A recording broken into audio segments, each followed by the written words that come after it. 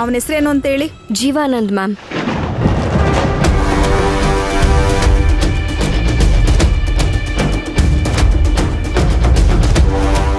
ಜೀವಾನಂದ?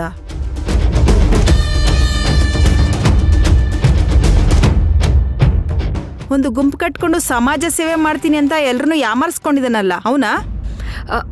ಹೌದು ಮ್ಯಾಮ್. ಜನನಿ, ಅವನ ಮೇಲೆ ಅಫಿಷಿಯಲ್ ಆಗಿ ಸಿಕ್ಕಾಬಟ್ಟೆ ಕಂಪ್ಲೇಂಟ್ಸ್ ಇದೆ. ಅವನಿಗಿದೇ ಕೆಲಸ. ಊರಲ್ಲಿರೋ ದೊಡ್ಡ ದೊಡ್ಡ ಶ್ರೀಮಂತರನ್ನೆಲ್ಲ ಬೆದರಿಸಿ ಬ್ಲಾಕ್ ಮೇಲ್ ಮಾಡಿ ಅವ್ರ ಆಸ್ತಿನೆಲ್ಲ ಅವನ ಹೆಸ್ರಿಗೆ ಬರ್ಸ್ಕೊಂಡ್ಬಿಡ್ತಾನೆ. ಗೊತ್ತು ಮ್ಯಾಮ್. ಅದೇ ನಮಗೆ ತುಂಬ ಕನ್ಫ್ಯೂಸ್ ಆಗ್ತಿದೆ. ಅದನ್ನೆಲ್ಲ ತಗೊಂಡು ಬಡವ್ರಿಗೆ ಕೊಡ್ತಾರೆ ಅಂತ ಹೇಳ್ತಿದ್ದಾರೆ. ಬಡವರು ಕೊಡ್ತಾನ? ಇಲ್ಲ ಸಿಂಪತಿಗೋಸ್ಕರ ಅವ್ರ ಹೆಸ್ರಿಗೆ ಬರ್ಸಿ ಇವನ್ ಕಂಟ್ರೋಲಲ್ಲಿ ಇಟ್ಕೊಳಕ್ಕೆ ಏನಾದರೂ ಮಾಡ್ತಾನ? ಈ ಆಂಗಲಲ್ಲೂ ನಾವು ಯೋಚನೆ ಮಾಡ್ಬೇಕಲ್ವಾ ಜನನಿ? ಅದಕ್ಕೆ ಮ್ಯಾಮ್ ನಿಮ್ಮ ಹತ್ರ ಹೆಲ್ಪ್ ಕೇಳ್ಕೊಂಡು ಬಂದಿದ್ದು. ಮೊದಲು ಅವನ ಬ್ಯಾಕ್ಗ್ರೌಂಡ್ ಏನು ಅಂತ ಗೊತ್ತಾಗಬೇಕು. ಅವನ ಬಗ್ಗೆ ತಿಳ್ಕೊಂಡ್ರೇನೆ ನೆಕ್ಸ್ಟ್ ಏನು ಮಾಡಬೇಕು ಅಂತ ಗೊತ್ತಾಗೋದು. ಮ್ಯಾಮ್, ಅವನ ಮೇಲೆ ತುಂಬ ಕಂಪ್ಲೇಂಟ್ ಇದೆ ಅಂತ ಹೇಳ್ತಿದ್ದೀರಲ್ಲ, ಅಂದರೆ ನಮಗಿಂತ ಚೆನ್ನಾಗಿ ಅವನ ಬಗ್ಗೆ ನಿಮಗೆ ಗೊತ್ತಿರುತ್ತೆ. ಅದೇನಂತ ಗೊತ್ತಾದರೆ ನಾವು ಅಲ್ಲೋಗಿ ಮಾತಾಡೋಕ್ಕೆ ತುಂಬ ಈಸಿ ಆಗುತ್ತೆ. ಪೃಥ್ವಿ, ಕಾನೂನಿನ ಮುಂದೆ ಮನುಷ್ಯ ಕೆಟ್ಟವನು ಒಳ್ಳೆಯವನಾಗಿರ್ಬೋದು, ಒಳ್ಳೆಯವನು ಕೆಟ್ಟವನಾಗಿರ್ಬೋದು, ಅದೆಲ್ಲ ಲೆಕ್ಕಕ್ಕೆ ತಗೊಳ್ಳಲ್ಲ. ಕಾನೂನಿಗೆ ಬೇಕಾಗಿರೋದು ಸಾಕ್ಷಿ ಮಾತ್ರ. ಸೊ ಇದುವರೆಗೂ ಜೀವನನ ಬಗ್ಗೆ ನಮ್ಗೆ ಯಾವ ಇನ್ಫಾರ್ಮೇಶನ್ ಬಂದಿಲ್ಲ.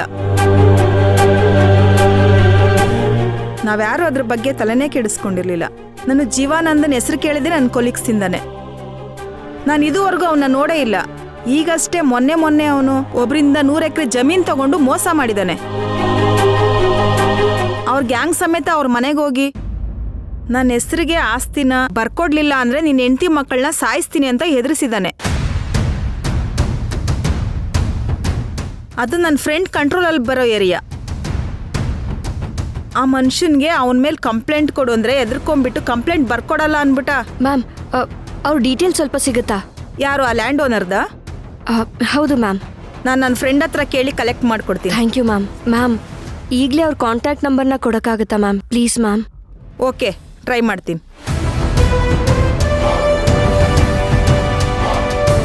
ಹಲೋ, ನನಗೊಂದು ಇನ್ಫಾರ್ಮೇಶನ್ ಬೇಕಿತ್ತು. ಏನಿಲ್ಲ ಅದು. ಜನನಿ, ಅವ್ರ ನಂಬರ್ ಇವಾಗ ನಮ್ಗೆ ಯಾಕೆ? ಅಲ್ಲ, ಅವ್ರ ನಂಬರ್ ಇಟ್ಕೊಂಡು ನಾವೀಗ ಏನು ಮಾಡೋದು? ಅವರು ನಮ್ಮ ಥರನೇ ಆಸ್ತಿ ಕಳ್ಕೊಂಡು ಯಾಮಾರಿರೋರಲ್ವಾ? ಅವರಿಂದ ನಮ್ಗೇನು ಸಹಾಯ ಆಗತ್ತೆ? ಪೃಥ್ವಿ, ನಮ್ಗೊಂದು ಸಣ್ಣ ಇನ್ಫಾರ್ಮೇಶನ್ ಸಿಕ್ಕಿದ್ರು ಸಾಕು, ನಮಗೆ ತುಂಬ ಯೂಸ್ಫುಲ್ ಆಗುತ್ತೆ. ಇವಾಗ ಯಾವ್ದನ್ನು ನಾವು ನೆಗ್ಲೆಕ್ಟ್ ಮಾಡೋಕ್ಕಾಗಲ್ಲ.